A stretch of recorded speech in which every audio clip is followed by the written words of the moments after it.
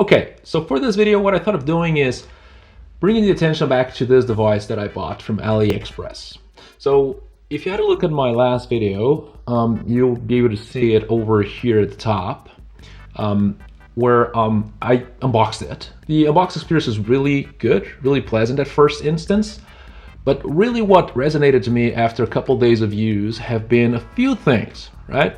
So let's get into it. So first and foremost, I've used the device a little bit, I've played a lot of DS into it, and really what stuck out to me was this plastic film applied to the screen, to the touch screen. This is impossible to remove unless I cut it and I apply some very distinctive cut into it, because it's applied to the underneath part of it. So I can't really do it without going through the risk of potentially risking it or scratching the actual touch screen at the bottom. So this here is something that I really don't like about it, and I think it's it's doable. It can go without it, but the problem is it causes the screen to have these bubbles on it, and at some point I'll probably have to just remove the plastic altogether. But it causes the touchscreen to have some bubbles on it, and what this means is essentially when I'm using the pen in it, pen by the way, which is right here, as you can see, of course, and it matches the color of the device, very nice. But the pen, the bubbles just cause the device to not register some input into it. The touchscreen is fine, don't get me wrong, it's perfectly fine, but this bubbles causes some issue with it. The only problem with the screens, however, is, I'm not sure you can notice this, but the bottom one, the touch screen, is actually a little yellow, and this is a very common issue for used DS Lite devices that are a little old. So again, I bought this refurbished. I was expecting a little better, or electronics that were in a little better condition than what this here is showcasing. I mean, no technical issues, it's just really a graphical or a visual issue that is minor naturally, but definitely yellower as I'm looking at it right now. The camera doesn't show it properly. It's definitely a lot, there's a difference between both of them. This is a lot yellower than the one at the top. So this is the one thing that is causing me a little bit of grief from using it. I've stated it before, but this shell does have some resemblance that it was just painted gold. You can see this over here, that it's white in the inside, on the inside. It's also very difficult to put in the pan, meaning there's some resistance there between the paint. This here is a big major indication that it's also painted. You can see that they are clearly painted. I'm not sure if, clearly painted, as you can see. Here on the inside as well, you can see it's clearly white. So yeah, so a couple of things that stuck out, but completely great device other than those things. And the last big thing that is somewhat of an issue if you were planning on buying one of these yourself to play is the fact that the battery might not be in good condition.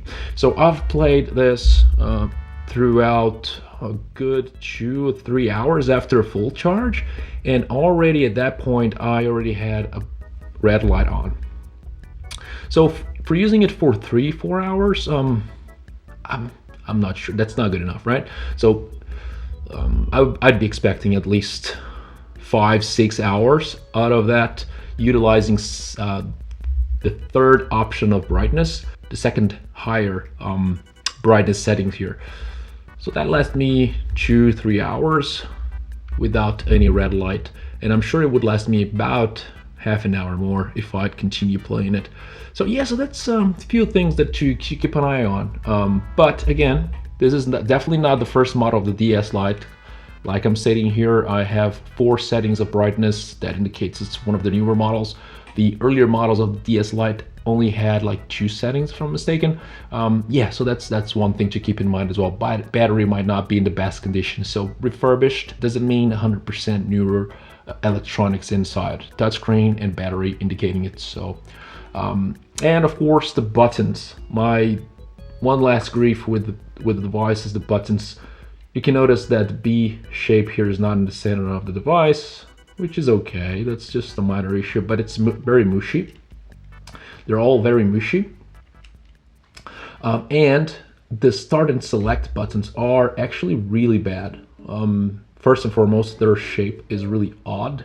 They're really sharp here on the edges. That's definitely not like the original ones, but also they are really hard to press. I can't press them like that, essentially. I can't. So I have to use my nails to do so and press them, which is a little odd. That's definitely not how it's supposed to be. And well, the analog and the stickers, they all work properly, absolutely, but a little mushy as well. Other than that, no major issues. The rubber pads are all in place, although this one does seem like it's coming out a bit. Everything else looks really good. I have no complaints in terms of the quality of the outside part of it. It's all looking very good. No major scratches, no issues. The headphone does work really well. The audio itself, the speakers, I did notice some popping on the speakers when using them at loud volume in games, on a couple games occasions, and I'm pretty sure it's the device, it's not the games, right? It's not the software. So yeah, but the headphones are working like a charm, and the volume rocker works fine, just fine.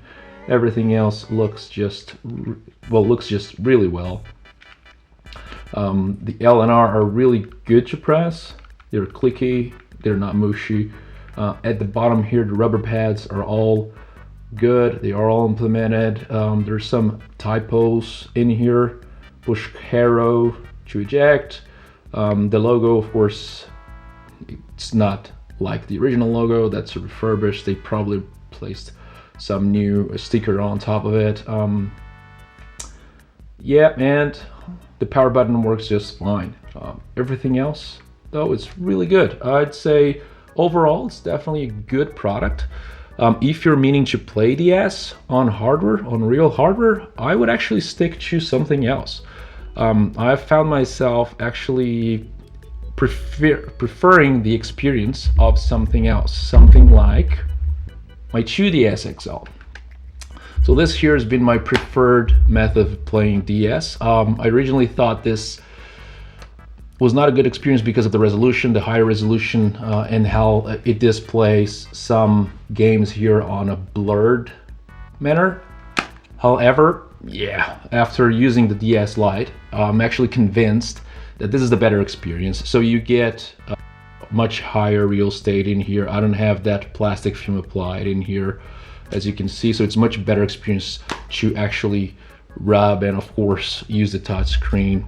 Plus there's a lot more room to actually play the games, which is surprisingly needed to play some of these games on the DS. So yeah, so if you want to play, use a newer device, 3DS or 2DS, a large device such as this here. And if you want to buy something just to keep on your shelf, I would highly recommend this here. Although it's a pretty expensive device to keep on your shelf, so think about it twice or 3 times. As my dog just cleans itself up, I will conclude the video, and hopefully you found this informative, and see you around.